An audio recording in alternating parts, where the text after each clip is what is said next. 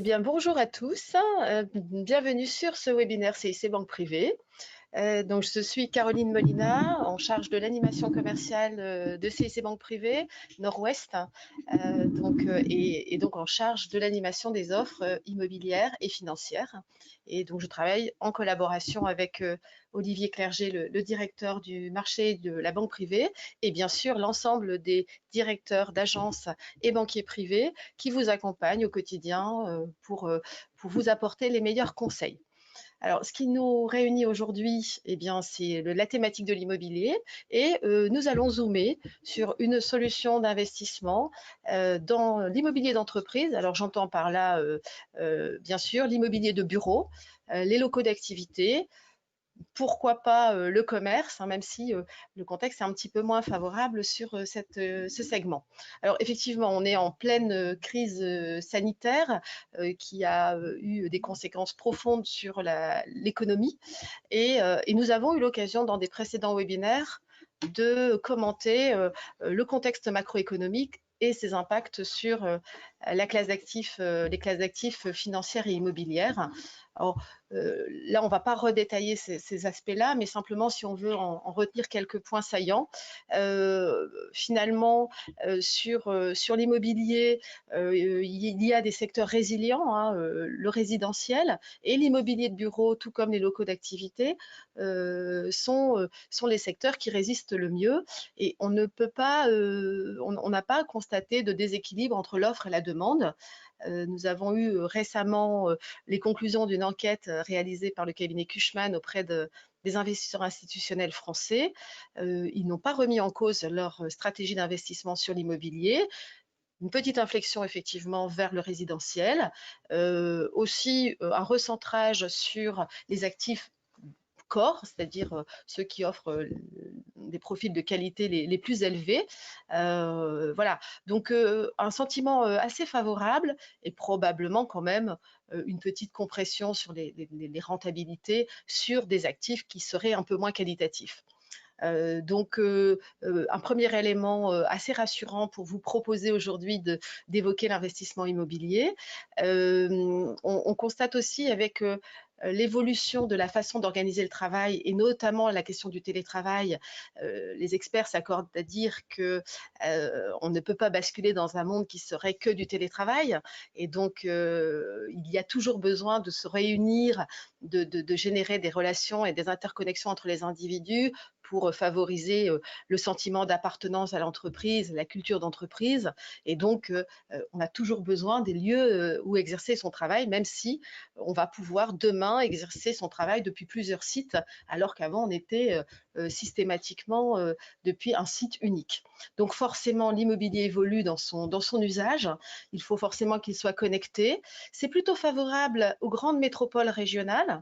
Et effectivement, vous verrez que dans le sujet d'aujourd'hui, on va parler d'immobilier en région.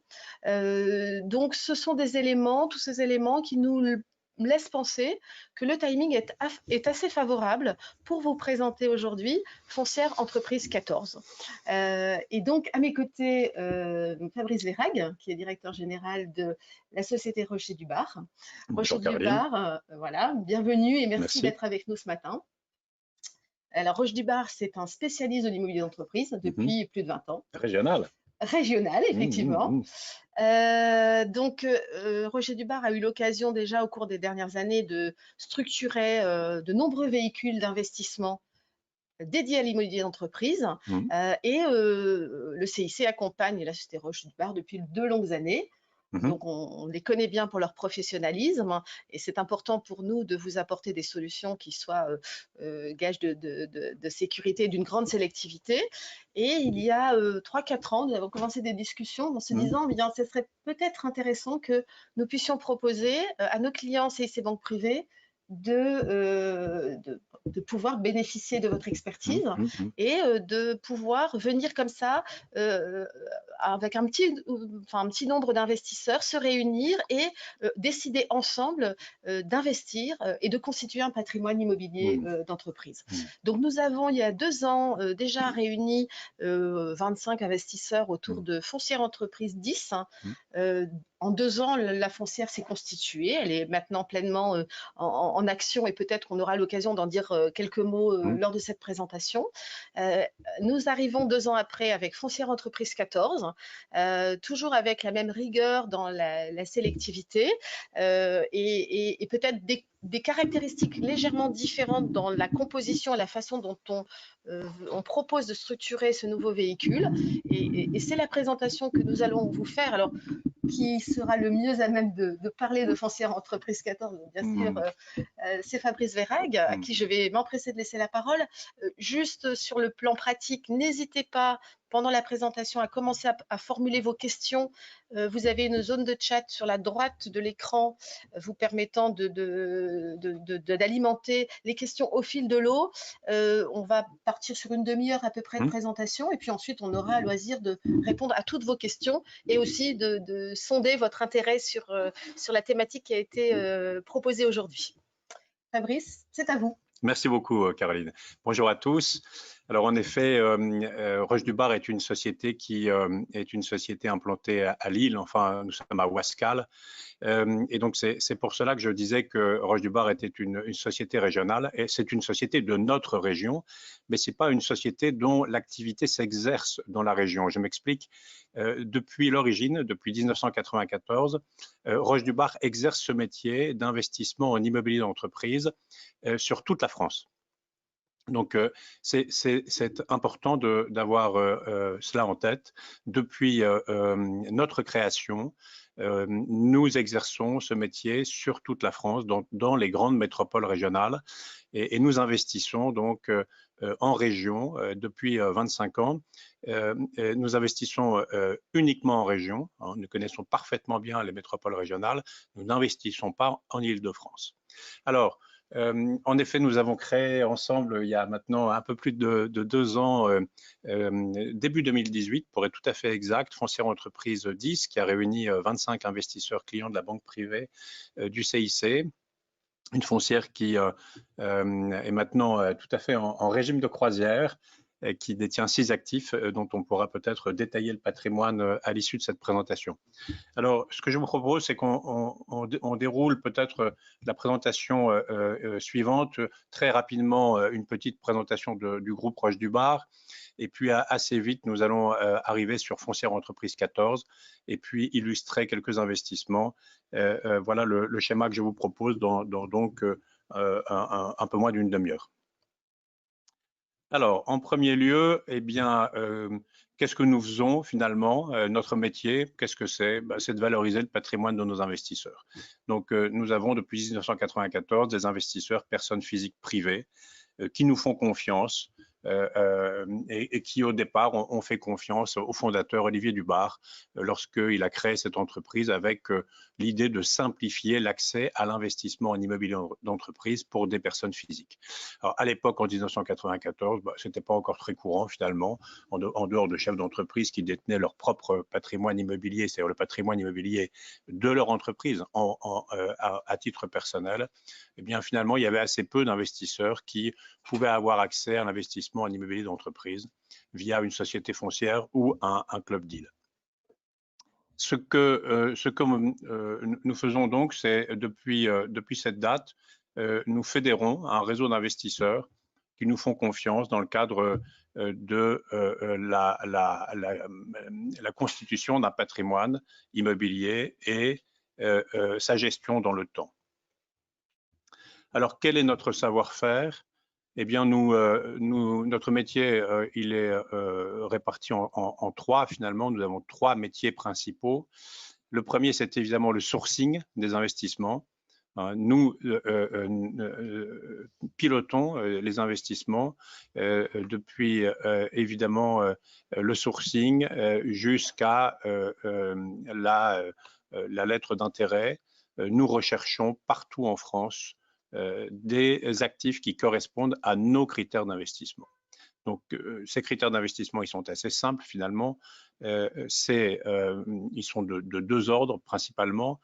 Le premier critère, c'est la capacité de l'immeuble à générer durablement du revenu, le revenu attendu dans le cadre du business plan que nous formons. Et puis, le second critère, c'est bien entendu la capacité de l'immeuble à se valoriser dans le temps. Donc, notre premier métier, c'est le métier de Thierry Maby de Pongeville chez nous. Il est directeur des acquisitions. Eh bien, son métier, ça consiste à sourcer de tels actifs partout en France. Le second métier, c'est ce qu'on appelle ici le fonds de management. En fait, c'est la structuration des opérations, donc c'est la gestion administrative, comptable, juridique, financière et fiscale. On s'occupe évidemment de tout pour nos investisseurs. Nos investisseurs sont des personnes physiques qui veulent faire de l'immobilier, mais qui veulent finalement ne pas trop s'en occuper, tout en restant proches de leur investissement. En d'autres termes, ils souhaitent déléguer les tracasseries. Et donc, nous structurons complètement les opérations depuis A jusqu'à Z. Troisième métier, bien entendu, c'est une fois que l'acquisition a été faite et structurée, eh bien, c'est la gestion de l'actif. Nous gérons tous les actifs que nous conseillons à l'investissement. Et donc, aujourd'hui, Roche du Bar et Associés gère environ 80 actifs répartis sur toute la France. Voilà, donc acquérir, financer et gérer, ce sont nos trois métiers. Le groupe Roche du Bar, très rapidement, aujourd'hui, donc je vous l'ai dit, environ 80 structures gérées, près de 200 000 mètres carrés de surface. Nous avons des revenus locatifs qui s'élèvent à 16 millions d'euros. Et voilà la colonne intéressante pour ce qui concerne nos investisseurs, puisque tout repose sur ce taux d'occupation qui est illustré là dans la dernière colonne. Voilà, le taux d'occupation de nos immeubles, des 185 832 mètres carrés gérés, eh bien, il est de 97,8%. Alors, ça, c'est extrêmement important parce que c'est de ce taux que dépend la performance de votre investissement. Et vous voyez que d'année en année, on illustre ici les 5 dernières années, eh bien ce taux d'année en année, il est supérieur à 96%. Vraiment, je veux souligner cela, alors d'autant plus que ce n'est pas moi qui m'en occupe, c'est Étienne Véred chez nous qui s'occupe de la gestion. Et donc, on peut saluer cette performance qui est très au-delà de la performance moyenne des SCPI. Une SCPI classique a un taux d'occupation qui est de l'ordre de 85%. On est ici très au-delà de 95%, c'est-à-dire plus de 10 points supérieurs.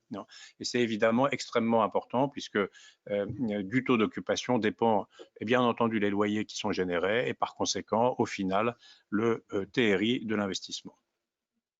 Bon, je passe très vite là-dessus sur la répartition des actifs, bureaux, commerces, locaux d'activité. Depuis l'origine, nous travaillons ces trois classes d'actifs. Alors, plus ou moins fortement d'ailleurs, on a beaucoup au départ acquis de commerce. Depuis plusieurs années, dans nos foncières et nos tours de table, on trouve une proportion de commerce beaucoup plus faible. Foncière entreprise 10, qui est donc la foncière que nous avons co-créée ensemble il y a 2 ans, sur 6 actifs, n'a qu'un seul actif de commerce qui ne représente que 8% de son patrimoine.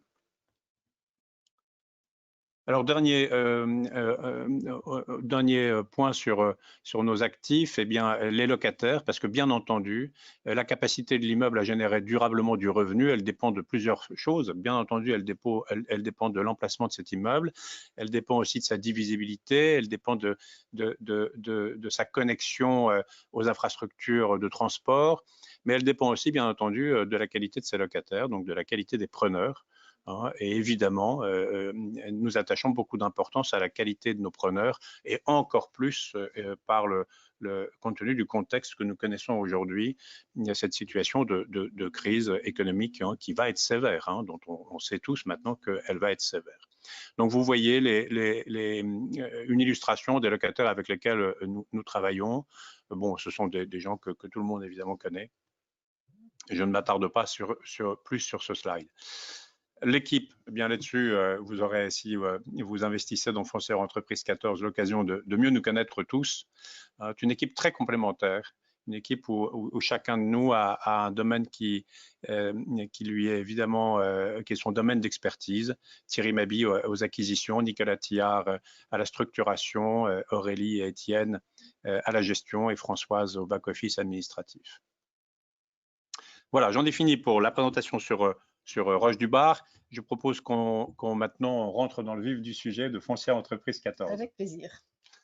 Alors, qu'est-ce que c'est que Foncière Entreprise 14? Alors d'abord, si Foncière Entreprise, si elle porte ce nom 14, ou plutôt ce numéro 14, c'est bien entendu, c'est qu'il y en a eu 13 auparavant, ça va de soi. Et donc, Foncière Entreprise 1, qui a été créée en 2004, était donc la première du genre. Pourquoi est-ce qu'au bout de 10 ans, Roche du Bar est associé à créer un modèle de foncière?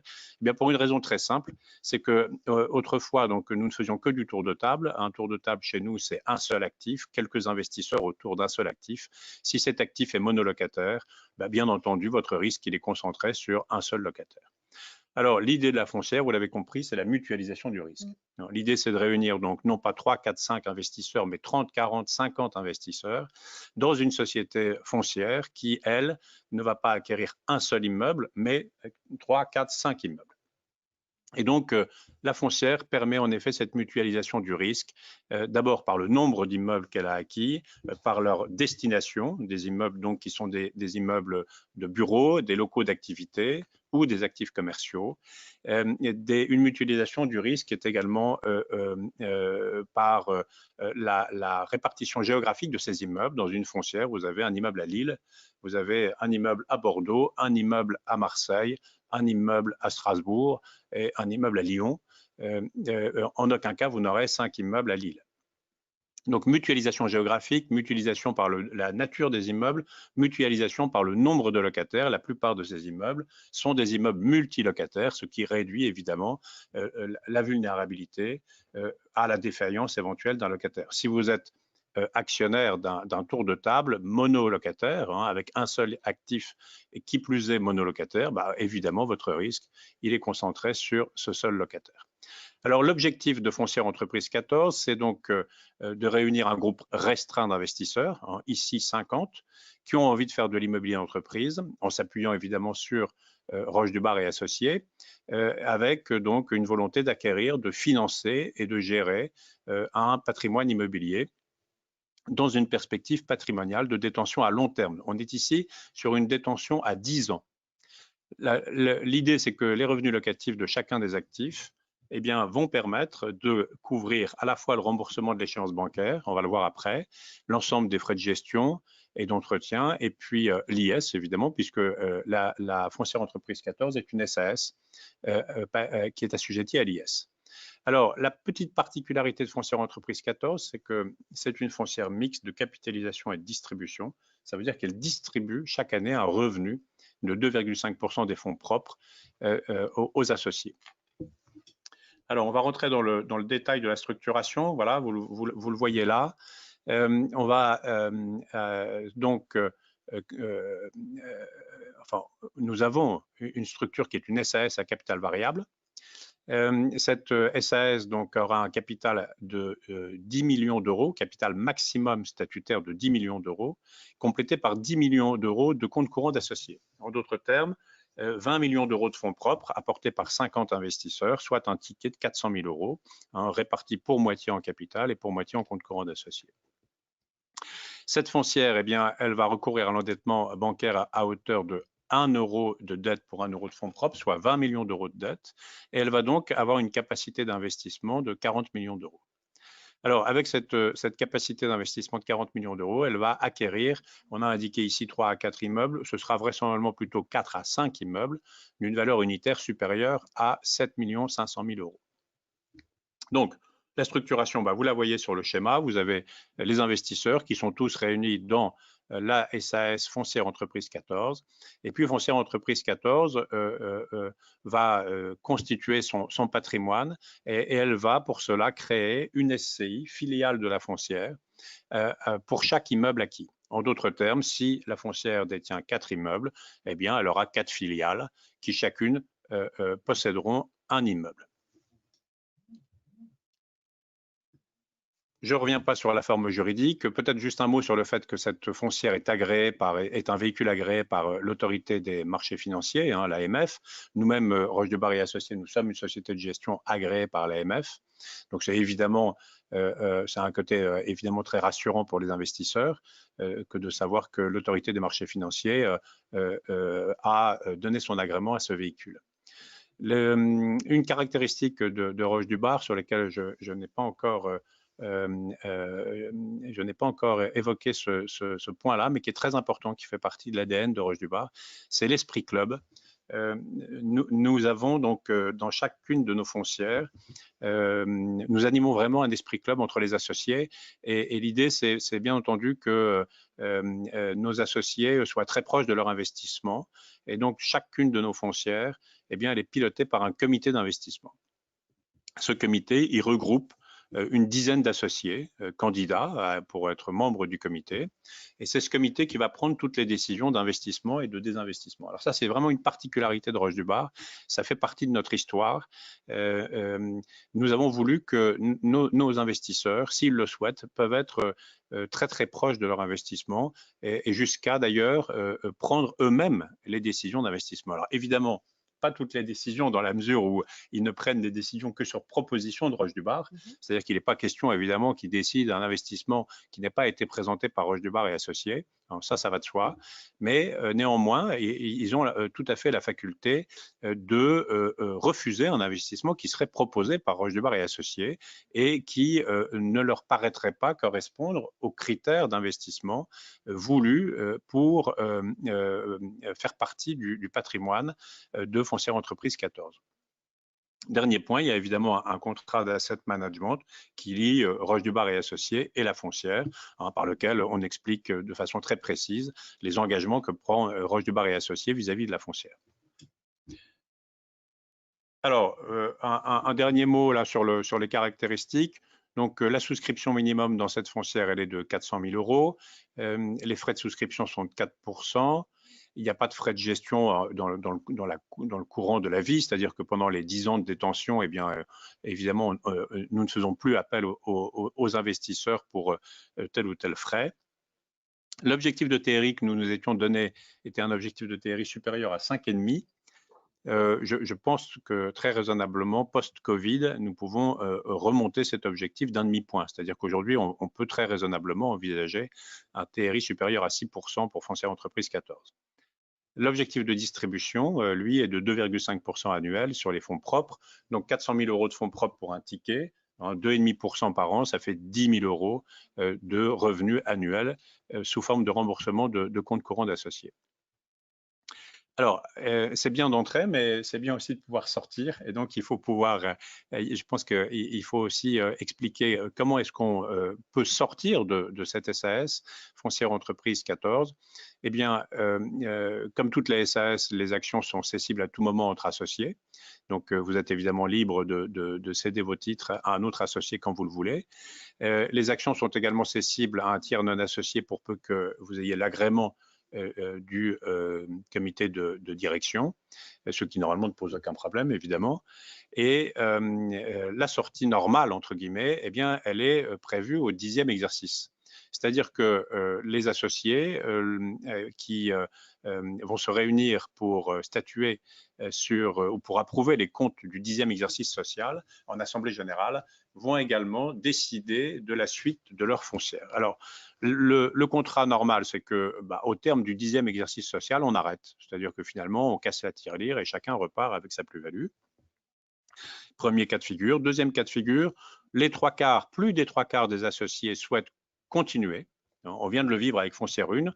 Foncière 1 qui était une foncière créée en 2004 pour 15 ans, puisqu'à l'époque, l'horizon d'investissement était de 15 ans. Sur les 7 premières foncières, le contrat, c'était 15 ans. Et bien, Foncière 1 qui est arrivée à terme en 2019, 15 des 17 associés de la foncière ont choisi de proroger pour 4 ans de plus. Donc, c'était leur choix, hein. Évidemment, la société leur appartient, ils sont libres évidemment d'en faire ce qu'ils souhaitent et ils ont prorogé pour 4 années de plus. Donc ici, pour Foncière 10, au terme du 10e, pour Foncière Entreprise 14, pardon, mais c'est également le cas pour Foncière Entreprise 10, eh bien, nous avons laissé la possibilité aux associés, au terme du 10e exercice social, eh bien, de proroger s'ils le souhaitent. Mais pour cela, il faut qu'il soit au moins les trois quarts. C'est-à-dire qu'il faut plus des trois quarts des associés pour proroger la durée de vie de la foncière. Et dans cette hypothèse, pour ceux qui feraient partie du quart restant, ou moins d'un quart restant, eh bien, se met en place le droit de retrait statutaire qui leur permet donc de sortir comme prévu au terme du 10e exercice social.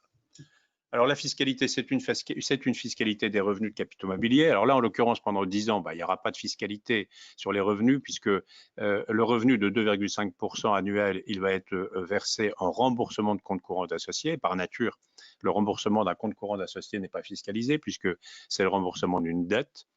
Donc, il n'y a pas évidemment de fiscalité sur les capitaux mobiliers. Il y aura une fiscalité à la sortie lorsque vous vendrez vos actions de la foncière, où là, vous serez assujetti soit à la flat tax si vous les détenez en propre, sauf si vous intervenez via un PEA, ou bien à l'IS si vous intervenez via une holding patrimoniale à l'IS. L'investissement est assujetti à l'IFI avec une progressivité très forte, c'est-à-dire qu'au départ, l'assiette IFI est vraiment très faible et puis elle progresse dans le temps. Voilà, alors en termes de timing, j'ai encore un tout petit peu de temps pour vous illustrer les investissements, mais peut-être qu'on regardera après le patrimoine de Foncière 10. Eh bien, voilà justement un immeuble que nous avons proposé à Foncière Entreprise 10, un immeuble qui est situé sur le golfe d'Aix-en-Provence. C'est évidemment un magnifique immeuble. Thierry Mabi appelle ça une pépite. Hein. Et donc, il est très fier, et à juste titre, de cette acquisition. Évidemment, ce n'est pas tout l'immeuble que vous voyez en photo qui a été acquis par Foncière 10, c'est uniquement l'immeuble de gauche. Je vais tâcher avec la souris de vous le montrer. Voilà, c'est celui-ci qui a été acquis par Foncière Entreprise 10. Très bel immeuble de bureau, c'est un immeuble neuf qui est pris à bail à la fois par Altarea Cogedim et par la société In-Situ pour le groupe Altran. Ça, c'est un des actifs de la foncière 10. Oui, absolument. Donc, de la foncière que nous avons co-créée ensemble et qui réunit 25 investisseurs de la banque privée du CIC. Alors, ça, c'est une illustration de ce que nous faisons en bureau. Je vais vous montrer maintenant une illustration de ce que nous avons fait en commerce. Voilà le type d'actifs que nous avons fait en tour de table. Un tour de table réalisé il y a quelques années avec Decathlon, Orchestra et Action. Dernière illustration, ce sont les locaux d'activité. Donc, l'idée, c'était de vous montrer un actif par classe d'actifs, bureau, commerce et locaux d'activité. Là, c'est un actif qui a été proposé en co-investissement à Foncière Entreprise 8 et à Foncière Entreprise Atlantique. Très bel actif situé à Vitrolles, à exactement 1 km à vol d'oiseau de l'aéroport de Marignane. C'est des locaux d'activité, donc ce sont 6 cellules. Un immeuble neuf également qui fait partie donc du patrimoine de Foncière Entreprise 8 et Foncière Entreprise 9. Voilà, écoutez, j'en ai fini moi avec la présentation formelle. Ce que je vous propose, Caroline, c'est que peut-être nous passions aux questions-réponses. Alors, volontiers. Peut-être juste avant, je ne sais pas, je pense qu'il y a quand même déjà quelques pistes d'investissement pour la foncière Entreprise 14. Je ne sais pas si vous voulez en dire un mot. Oui, Si oui. déflorer Non. Je pense que c'est intéressant en effet qu'on évoque le premier actif que nous avons fléché pour Foncière Entreprise 14 et que nous serions donc très heureux de proposer au comité d'investissement de Foncière Entreprise 14. On a d'ailleurs une petite présentation de cet actif. Je ne sais pas comment. Alors, on va essayer peut-être de basculer sur l'autre support. Donc, il s'agit d'un immeuble de bureau qui est situé à Orléans, qui est un immeuble que vous allez probablement, voilà, il est là. Ça ne réagit pas immédiatement. Donc, je vais vous en donner un mot. C'est un immeuble de bureau qui est donc situé sur la ville d'Orléans, qui est un immeuble neuf, extrêmement bien connecté. Il est sur le parc d'Olivet, Moulin Parc Olivet, qui est la meilleure zone d'Orléans. C'est un immeuble qui est pris à bail à 85% par Enedis, qui est donc anciennement EDF, sur un bail ferme de 9 années. Et puis, pour les 15% restants, il est pris à bail par l'UGAP. Ah, le voilà, c'est ça, c'est exactement cela. Donc, l'UGAP, qui est un établissement public qui dépend du ministère de l'Action et des Comptes publics. Voilà. Moulin Parc Olivet, donc premier actif que nous souhaiterions proposer, que nous allons proposer au comité d'investissement de Foncière Entreprise 14. Voilà, vous avez donc la vue de cet immeuble, un immeuble qui fait 2885 mètres carrés, qui génère un revenu de 434 826 €, soit un loyer de 150 € du mètre carré. Tu as comparé aux 750, 800, 900 € le mètre carré dans le quartier central des affaires à Paris. On comprend que le télétravail tente les Parisiens, hein, à ce prix de loyer à 900 € du mètre carré. Bon, là, on est à 150 € du mètre. Donc, une rentabilité de 6%. Cet immeuble, donc je vous l'ai dit, hein, c'est donc Enedis, anciennement EDF, qui a pris à bail 85% de l'immeuble sur un bail ferme de 9 ans. Un bail ferme, ça veut dire qu'évidemment, ils ne peuvent pas mettre fin à ce bail avant le terme, hein. Ils sont engagés pour toute la durée du bail. Il n'y a pas de sortie prévue tous les 3 ans, comme dans un bail classique 369. On est bien là sur un bail ferme d'une durée de 9 ans. Et donc, Enedis a pris à bail les 3/4, plus que les 3/4, 85% de l'immeuble. Et puis, l'UGAP a pris les 15% restants sur un bail ferme de 6 ans. Donc, en d'autres termes, un immeuble de cette nature, eh bien, on peut considérer que c'est une sorte d'OAT à 6%, puisque le rendement de cet immeuble est de 6%. Les signatures des deux locataires sont quasiment des signatures d'État. Hein, et donc, c'est comme si vous achetiez une OAT, une obligation assimilée au Trésor, à 6% de rendement. Alors même que je crois que le rendement de l'OAT à 10 ans aujourd'hui, je pense qu'on est en dessous de la barre des... Voilà, je ne suis même pas sûr qu'on soit à zéro. Donc évidemment, vous avez là la démonstration de l'intérêt de l'investissement en immobilier d'entreprise. Et ce qui est vrai aujourd'hui, tout laisse à penser que ça va rester durablement vrai, parce que aujourd'hui les taux vont rester, maintenant on en est, je crois, convaincu, durablement très bas. Et par conséquent, cette prime de risque de l'immobilier, prime de risque ici qui est à 6%, puisque entre l'OAT qui est par nature ce qu'on appelle un investissement sans risque, et puis un investissement dans Foncière Entreprise 14 à 6%, eh bien vous avez une prime de risque qui est quand même suffisamment attractive pour évidemment attirer les investisseurs en immobilier d'entreprise. Puisque quand vous achetez un actif pris à bail à 85% par Enedis et par UGAP, votre risque locatif est quand même extrêmement faible. Voilà, bon, vous avez la situation ici de cet actif sur la commune d'Orléans, donc le Moulin Parc Olivet qui est ici au sud d'Orléans, c'est la meilleure zone tertiaire d'Orléans.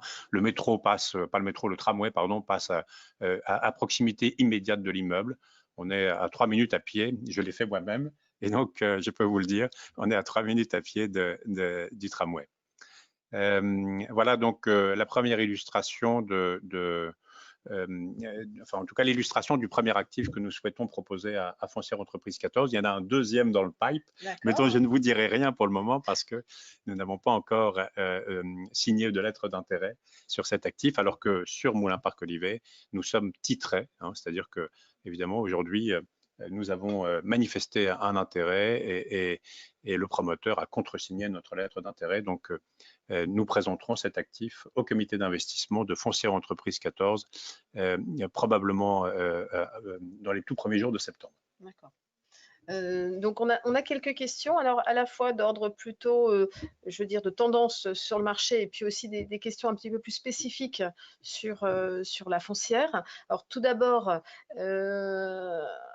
en termes de risque de vacances, on a vu que vos taux de remplissage étaient au-dessus, largement au-dessus de ce qu'on trouve dans le monde des SCPI, des OPCI.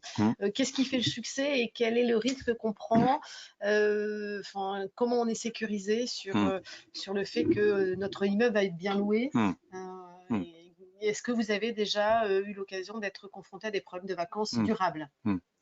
Alors, qu'est-ce qui fait le succès? J'ai envie de vous répondre, ce qui fait le succès, c'est de s'en occuper soi-même. C'est un peu bête, hein, mais je pense que c'est la réalité. Je pense que ce qui fait le succès, c'est de s'en occuper soi-même. C'est-à-dire que nous nous occupons, nous-mêmes, de la gestion locative de tous nos actifs. Et nous ne déléguons pas cette gestion. Et je crois que c'est ce qui fait notre succès. Donc ça, c'est le premier point. Il faut s'en occuper soi-même. Le deuxième point, c'est qu'évidemment, il faut être extrêmement rigoureux à l'acquisition, c'est-à-dire qu'il ne faut pas transiger sur ces critères. Et donc, nos critères, c'est la capacité de l'immeuble à se relouer dans le temps. Parce que la seule chose dont nous soyons absolument certains dans notre métier, c'est qu'un jour, notre locataire partira. Ça, c'est la seule chose certaine. D'accord. Et alors, donc, évidemment, quand vous avez conscience de cela, eh bien, l'important, c'est que vous puissiez relouer l'immeuble lorsque votre locataire partira, puisqu'il va partir. Et donc, il faut acquérir un immeuble, non pas qu'il soit bien loué, c'est important qu'il soit bien loué aujourd'hui, mais qui se relouera dans le temps. C'est-à-dire qu'il soit localisé dans une zone dont la profondeur de marché assure la relocation dans le temps. C'est-à-dire aussi un immeuble dont le loyer est raisonnable.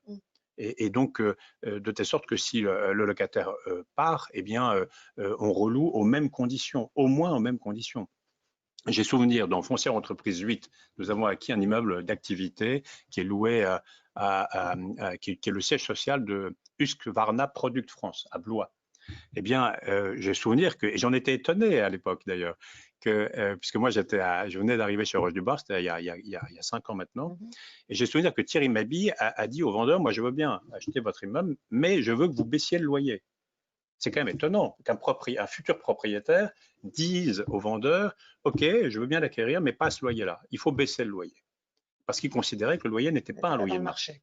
Et que si un jour Husqvarna partait, eh bien jamais on relouerait à ce niveau-là. Vous voyez, donc c'est ça qui est important pour assurer la relocation, c'est que vous ayez un immeuble qui soit finalement, alors c'est bien entendu un peu classique de dire ça, mais bien placé, l'emplacement évidemment dans l'immobilier c'est primordial, et qui soit dans son marché afin d'assurer sa relocation dans le temps. Très bien.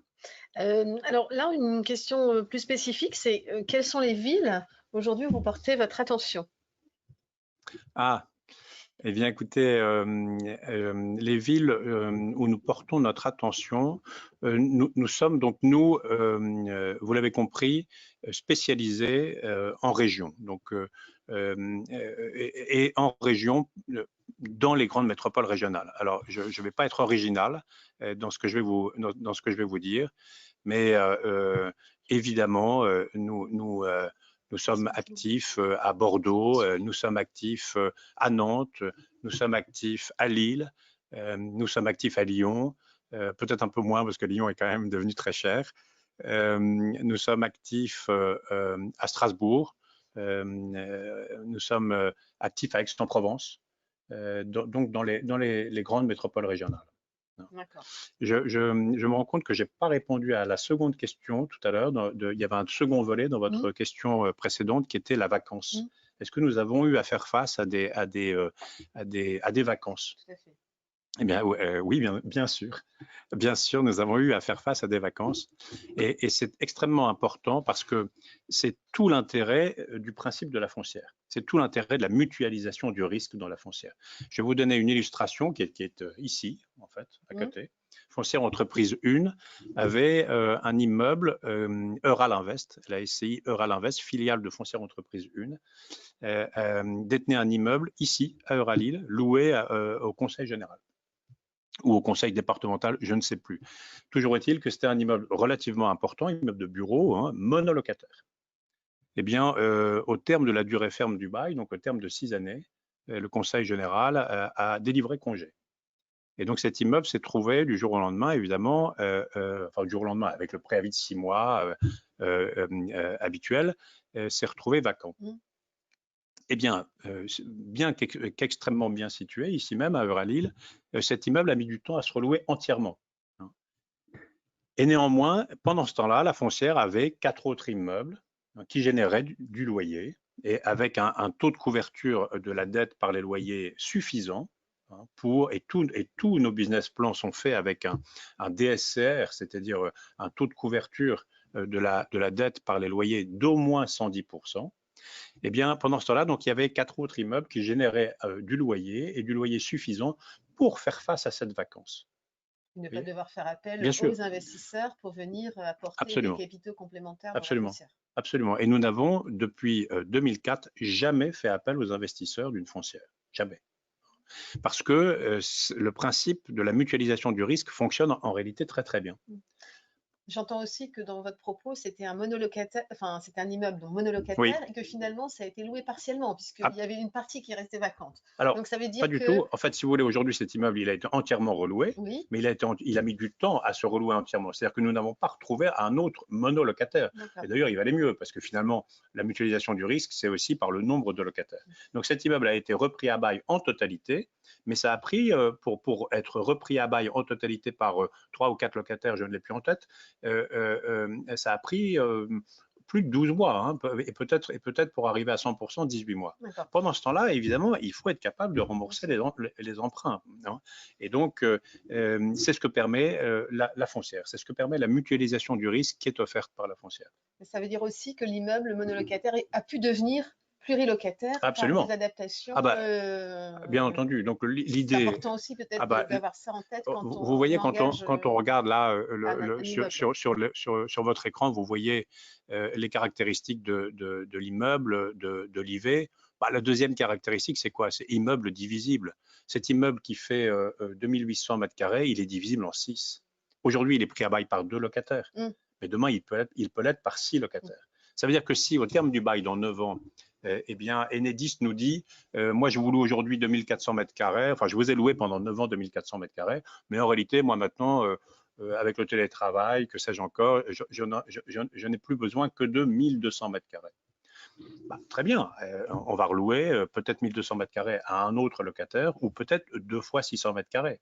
Vous voyez, lorsque vous avez un immeuble divisible, évidemment, vous réduisez considérablement votre risque lié à une vacance locative. Mhm. Très bien. Alors, une petite question la plus spécifique, différence entre tour de table et foncière. On a entendu parler de ça. Oui, Pourquoi faire des foncières plutôt que des tours de table? oui. Bah, alors pourquoi faire des foncières plutôt que des tours de table? La réponse, je viens de la donner. C'est la mutualisation du risque. C'est la raison d'être de la foncière, c'est celle-là. Donc en 2004, l'idée fondatrice de la foncière, c'est de mutualiser le risque. Encore une fois, dans un tour de table, vous êtes mono immeuble, c'est-à-dire que vous n'avez, en tout cas dans un tour de table chez nous, chez Roche du Bar, c'est 3, 4, 5 investisseurs autour d'un seul immeuble. Alors, de vous à moi, nous ne faisons quasiment plus de tour de table aujourd'hui. Parce que nous considérons, et nos associés, nos investisseurs, considèrent avec nous que le modèle de foncière est beaucoup plus sécurisant que celui d'un tour de table. Autre question, quand on est plus nombreux justement sur une foncière, comment on gère l'accord, l'adhésion de tout le monde? Alors c'est simple, la foncière, donc, elle est pilotée par un comité d'investissement. Ce comité d'investissement, il réunit de 8 à 12 associés, qui sont des associés donc élus, candidats et élus par les autres. Et ce comité, bah, il prend ses décisions à la majorité des 3/4.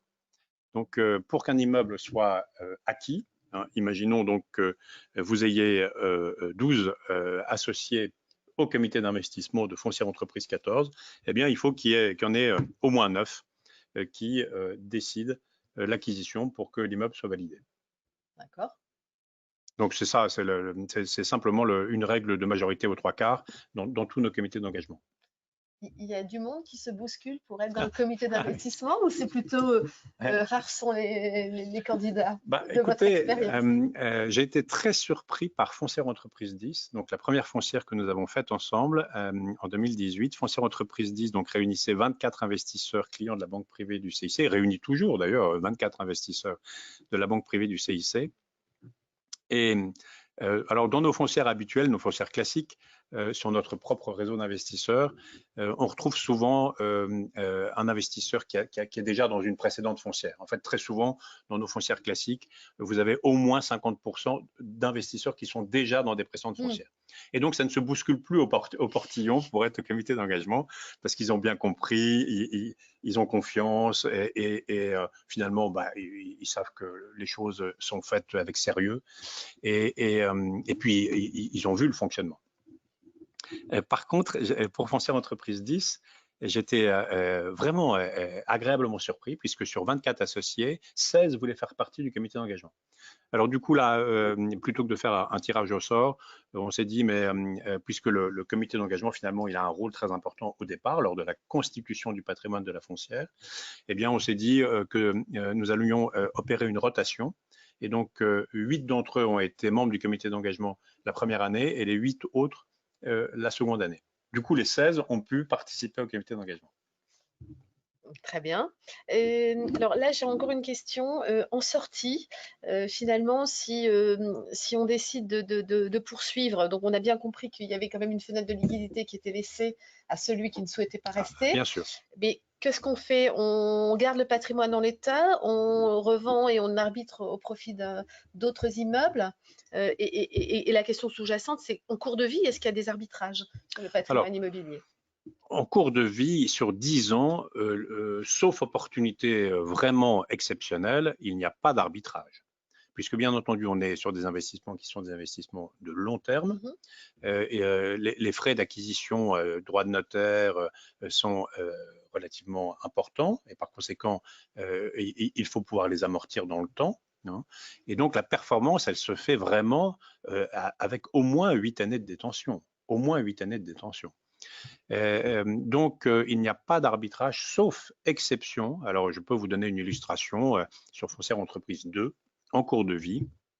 Nous avons eu un locataire qui nous a fait une offre. Alors, il est d'ailleurs revenu à 3 reprises, c'est-à-dire qu'il nous a fait une première offre qui a été refusée, une seconde, et puis une troisième qu'il aurait été stupide de refuser. Donc, évidemment, cette offre-là, elle a été acceptée.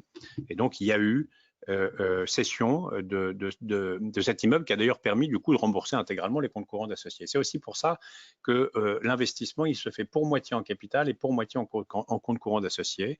Si nous avions une opportunité de cession exceptionnelle, eh bien, elle serait faite et elle permettrait de rembourser les comptes courants d'associés. Donc, du coup, j'en ai perdu le fil de ma... Donc, en fait, au final, est-ce que à la fin, on réalise le patrimoine? Si on décide de poursuivre, si certains investisseurs décident de poursuivre, est-ce qu'on appelle des capitaux nouveaux? Est-ce qu'on laisse en l'état? Enfin, comment ça fonctionne? Eh ben, ça fonctionne comme dans toutes les sociétés, c'est-à-dire que finalement, les associés décident. C'est-à-dire que là, les associés de Foncière 1, qui a donc, je vous le rappelle, été créé en 2004 pour 15 ans et qui est venu à terme en 2019, eh bien, les associés de cette foncière ont décidé d'une nouvelle feuille de route pour leur foncière. Alors, c'est une foncière qui était donc arrivée quasiment au terme du remboursement de ses emprunts. Et ils auraient pu choisir de réemprunter et de acquérir de nouveaux immeubles, d'en céder aussi, pourquoi pas certains.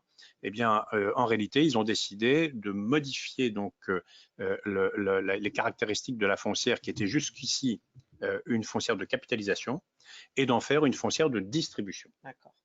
Et donc, ils ont vendu un immeuble, en tout cas décidé la vente d'un immeuble, on est en train de le vendre, pour désintéresser 2 des 17 associés qui ont souhaité sortir au terme des 10 ans.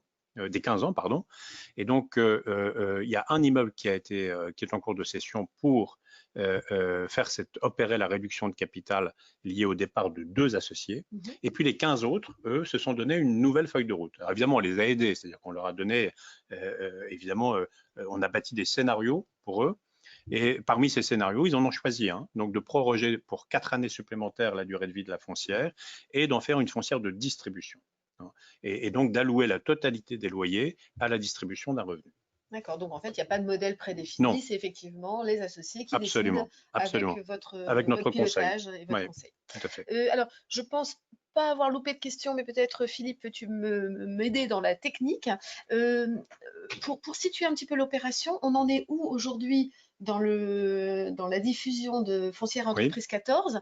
Quel est le timing de levée d'appel de capitaux, le timing de déploiement? Pour situer un petit peu les participants à ce webinaire sur les délais de réflexion qu'ils ont devant eux sur cette opportunité. D'accord. Eh bien, écoutez, sur Foncière Entreprise 14, donc nous allons réunir 50 investisseurs. Nous en sommes aujourd'hui à une trentaine. Il reste donc une vingtaine de tickets, entre guillemets, de 400 000 euros. Et nous clôturerons la souscription au 30 septembre. Ce qui signifie que dès le mois de septembre, eh bien, nous allons démarrer la constitution du patrimoine de la foncière. En l'occurrence, nous allons proposer au comité d'investissement l'immeuble d'Olivet, l'immeuble d'Orléans que je vous ai décrit. Et puis nous proposerons évidemment dans un délai de 18 mois, qui est le délai à peu près que nous mettons pour constituer le patrimoine du foncière, eh bien nous allons proposer les autres investissements au fur et à mesure des opportunités qui se feront jour. Alors, ce que je voudrais préciser peut-être, Caroline, c'est qu'on a une fenêtre de tir en fait Oui. en ce moment. Il y a une fenêtre de tir parce que, évidemment, vous l'avez évoqué tout à l'heure, il va y avoir des opportunités à saisir. On était sur un marché qui, ces dernières années, était assez déséquilibré, Oui. hein, où il y avait un engouement pour l'investissement à niveau d'entreprise, beaucoup de demandes, finalement assez peu d'offres, et donc des prix qui étaient tirés à la hausse. Et je pense que nous allons avoir donc au moins jusque mi-2022, c'est-à-dire en fait en plein dans la période de constitution du patrimoine de Foncière Entreprise 14, une fenêtre de tir pour acquérir des immeubles à des conditions sensiblement meilleures que celles que nous avions juste avant la crise sanitaire. D'accord. Ouais. Donc, l'idée, c'est que, comme nous l'avons fait pour Foncière Entreprise 10, en 18 mois, peut-être un tout petit peu plus, mais sans excéder 24 mois, eh bien, nous constituons le patrimoine de Foncière Entreprise 14 avec les critères que j'ai évoqués, évidemment la capacité de l'immeuble à générer durablement du revenu et à se valoriser dans le temps. Donc, on ne va pas transiger sur nos critères, on va garder nos critères, on les a toujours gardés. Néanmoins, je pense qu'on va pouvoir acquérir des immeubles à des conditions bien meilleures, et c'est la raison pour laquelle je vous ai dit au tout début de notre entretien que l'objectif de TRI qu'on s'était donné initialement, qui était supérieur à 5,5%, eh bien on peut très raisonnablement l'augmenter de 1,5 point et viser plus de 6% de TRI sur cet investissement. Sans renier sur la qualité, bien au contraire. Non, bien entendu. Alors, j'ai une autre question, là, j'avais loupé. Dans le neuf, il n'y a pas de droit de notaire et pas d'IS dans une SCI compte tenu des amortissements. Oui. Donc, comparativement à la solution au travers d'une foncière qui sort en revenu de capitaux immobiliers ou à l'IS, selon le souscripteur, est-ce qu'il y a un commentaire à faire par rapport à ça? Dans le neuf, vous avez 2% de droit au lieu de 6,9. Donc ici, c'est un immeuble neuf qui va être donc avec 2% de droit et non pas 6,9. Donc la foncière en bénéficie, bien entendu. Quant à l'IS, dans le modèle que nous avons, eh bien, la totalité des frais est passée en charge dès la première année. Et par conséquent, on ne paye quasiment pas d'IS pendant toute la durée de détention. Ce n'est que à l'issue de la période de détention qu'on commence à payer de l'IS. Par contre, évidemment, lorsque on vend le patrimoine, là, la structure est passible de l'IS. Ceci étant, le TRI qui vous est indiqué ici, supérieur à 6, tient compte de cet IS, c'est-à-dire que c'est un TRI net de la fiscalité de la foncière. Tout à fait. Donc, vient se mettre sur ce rendement, la fiscalité de l'investisseur lui-même, soit effectivement la fiscalité à la flat tax, puisqu'on est en revenu de capitaux mobiliers, comme ça a été évoqué tout à l'heure, soit à l'IS si on a utilisé un véhicule ou une société pour investir. Oui. Et effectivement, il y a toujours cette possibilité aussi de loger, en partie en tout cas, les capitaux au sein du PEA, puisqu'il y aura 200 000 euros qui vont impacter le quota de versement en PEA. Donc, selon le montant des versements déjà réalisés dans le PEA, on pourra en tout ou partie loger les titres dans le PEA. Et indépendamment donc du PEA, la fiscalité globale ressort à environ 15% du montant des revenus générés par la foncière. Alors je peux détailler ça, mais peut-être qu'on va, je peux le faire si vous avez des questions dans un autre temps. Bien sûr, là, je pense qu'on arrive au terme. On a dû traiter toutes les questions qui se posaient. on va recueillir après votre opinion rapide, mais simplement je voulais remercier Fabrice Veyrac pour sa présentation, vous remercier tous d'avoir été présents. On essaie de vous proposer des solutions qui ont été fortement analysées pour apporter le maximum de sécurité dans l'investissement, hein. Ça reste un investissement immobilier, on est sur du long terme, on est bien sûr dans un marché qui présente ses propres risques. On essaye de les diviser au travers de la mutualisation, c'est ce qu'on a essayé d'exprimer. On a bien sûr la possibilité maintenant de reprendre contact en direct pour une présentation plus détaillée, répondre spécifiquement aux questions de chacun de vous avec Fabrice Veyrac. N'hésitez pas à revenir vers votre banquier privé à ce titre.